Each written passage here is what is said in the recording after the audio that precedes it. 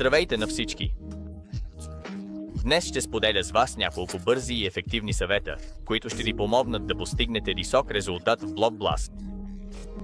Ако искате да максимизирате точките си и да държите полето чисто, ето върху какво да се съсредоточите.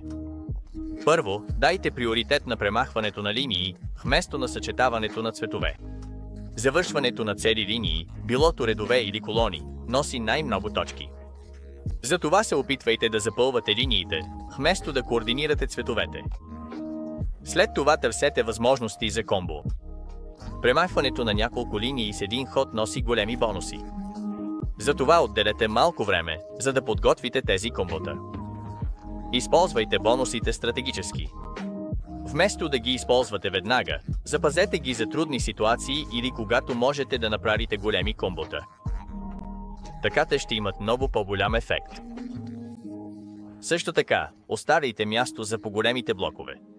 Запълването на полето с малки части може бързо да ограничи възможностите ви. Затова винаги оставяйте пространство за по-големите блокове, които са по-трудни за поставяне. Балансирайте центъра и краищата. Премахването на линии в центъра освобождава място, но не пренебрегвайте и краищата. Те са от съществено значение за поставянето на дългите блокове по-късно. И накрая, предвиждайте няколко хода напред. Block Blast възнаграждава стратегията толкова, колкото и бързината. Затова помислете как всяка част ще повлияе на възможностите ви за следващите ходове. Останете спокойни, докато полето се запълва, и избягвайте прибързаните ходове. Понякога едно умно поставяне отваря няколко нови възможности. Следвайте тези съвети и ще видите как резултатите ви в Block Blast ще се покачат.